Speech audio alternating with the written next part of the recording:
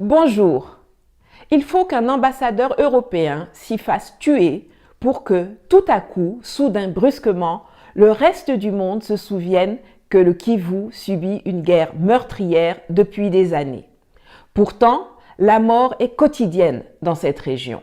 Des civils sont tués par centaines, des femmes violées, saccagées, des enfants enlevés et mis en esclavage. Les chiffres sont énormes. Les hommes, les femmes, les enfants meurent à une cadence que même des concepteurs de jeux vidéo n'auraient pas osé imaginer. L'est de la RDC, composé du Nord Kivu, du Sud Kivu, de l'Ituri et du parc national des Virunga, est un territoire où des milices armées financées par les États voisins, notamment le Burundi, l'Ouganda et le Rwanda, sèment la mort, la violence et la désolation pour s'approprier des richesses du sol et surtout du sous-sol.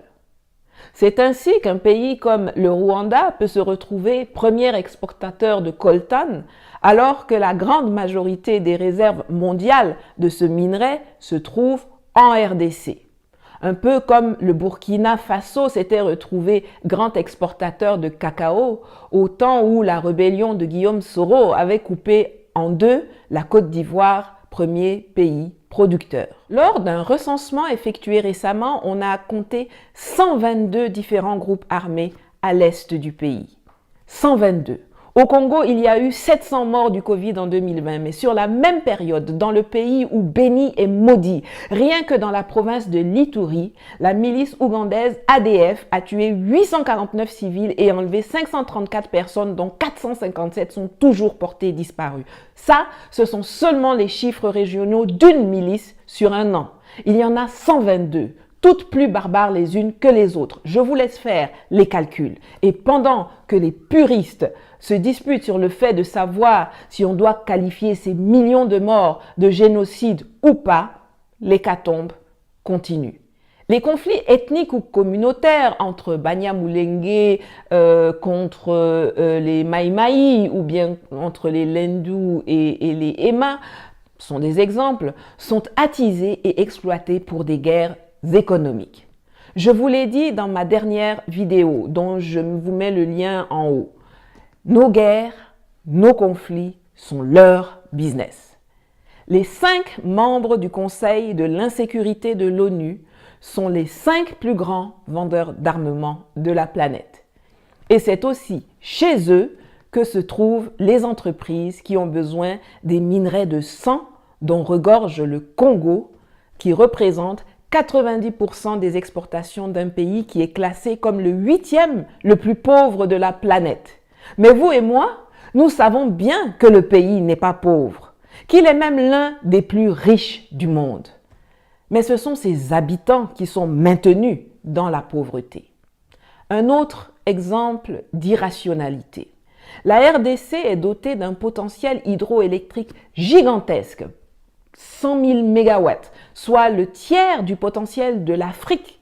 Mais seuls 2677 mégawatts sont installés, dont seulement 1130 mégawatts sont en fonctionnement pour cause de manque de maintenance.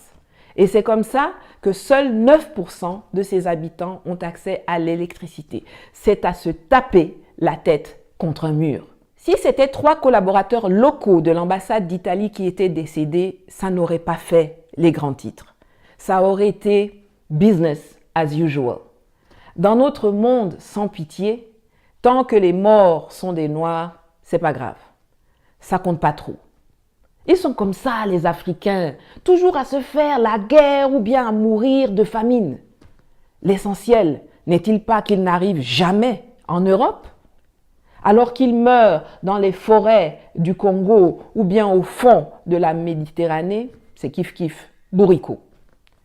Par contre, le coltan, le tungstène, le cobalt, l'uranium, l'étain, les diamants, le cuivre, l'or, eux doivent venir en Occident.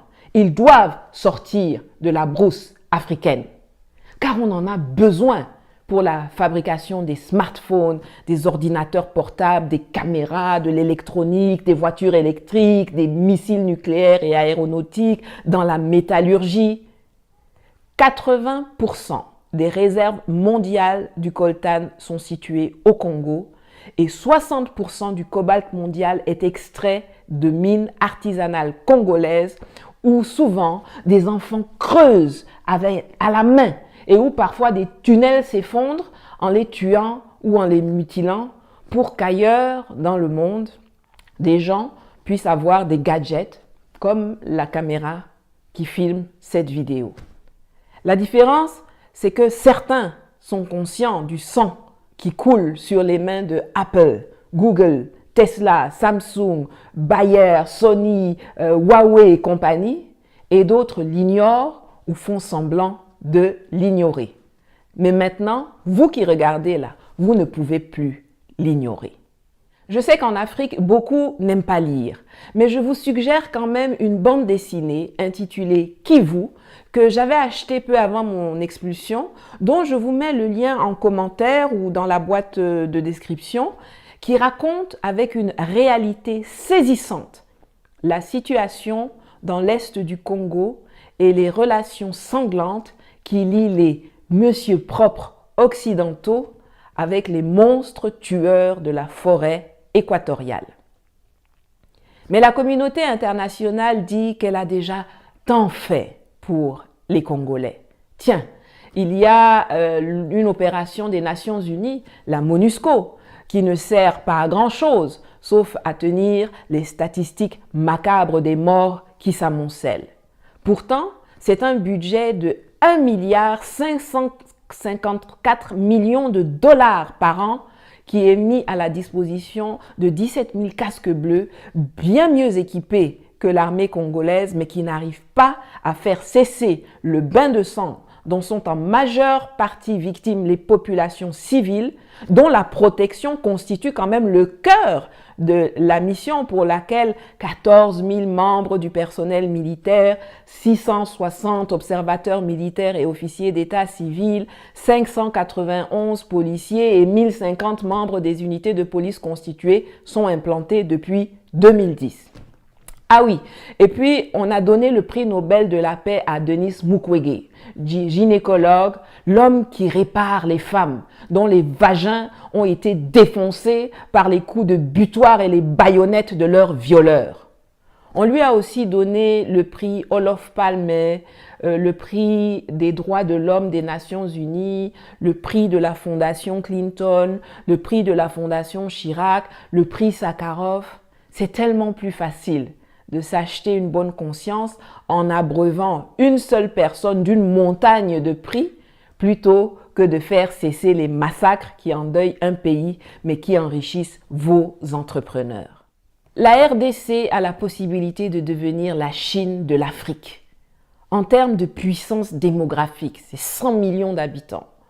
En termes d'étendue territoriale, c'est 2 345 000 km². En termes de ressources minières.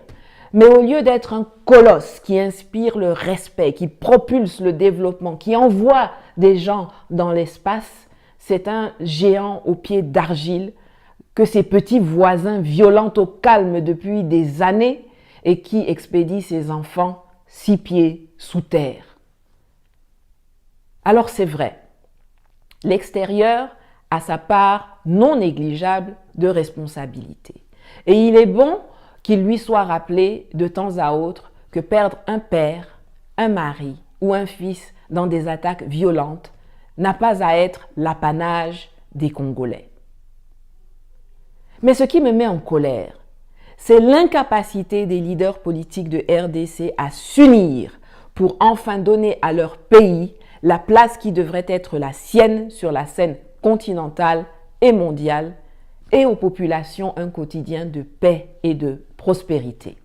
Pourtant, comme le scandait Mamadou Koulibaly en Côte d'Ivoire le 10 octobre 2020, un peuple uni jamais ne sera vaincu. Le malheur du Congo ne vient pas de l'appétit que suscitent ses ressources minières à l'extérieur du pays. Le malheur du Congo, ce sont ses dirigeants. Les corrompus, les voleurs, les vendus, les traîtres à la patrie, les sans courage et les sans idées. La loi qui institue que le sol et le sous-sol congolais sont la propriété de l'État est une des sources importante de la situation actuelle. Il faut réformer le foncier au Congo et en donner la propriété aux populations locales, en même temps qu'on leur donne les moyens de défendre leurs biens. Je mettrai à la fin de cette vidéo le lien d'une de Mamadou Koulibaly qui explique sa proposition de réforme du foncier en Côte d'Ivoire, qui peut être, pourquoi pas, la base d'une réflexion pour le Congo. Nous, Africains, ne pouvons pas faire comme si le Congo, c'est juste les sapeurs et la rumba cadencée. Depuis quelques semaines, c'est le président congolais Félix Tshisekedi qui a pris la tête de l'Union africaine. Cela va être difficile pour lui d'être crédible dans cette fonction si en parallèle, la situation n'évolue pas positivement dans son propre pays. Le minimum qu'il puisse faire, c'est de mobiliser les énergies et les attentions autour du conflit qui déchire le Congo pour faire stopper les rivières de sang qui endeuillent la région des Grands Lacs et qui n'honorent aucun d'entre nous en Afrique.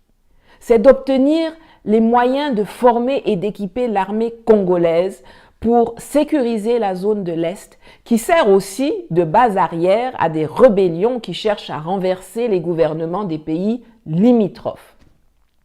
C'est de réformer certaines lois pour contrer les effets voraces de l'appétit géostratégique extérieur et c'est aussi d'investir dans le capital humain. La tâche n'est pas aisée, mais il faut que l'on puisse sentir la volonté inébranlable d'aller au charbon pour renverser la vapeur. Souhaitons-lui de réussir, aidons-le à réussir, car ce sera l'Afrique qui gagnera. Très peu de médias ont donné le nom du chauffeur décédé hier. Il s'appelait Milambo Mustapha. Je présente mon yako à ses proches et aux centaines de milliers de familles qui ont perdu des membres dans cette guerre sans fin du Kivu et du Congo. Prenez soin de vous et à bientôt.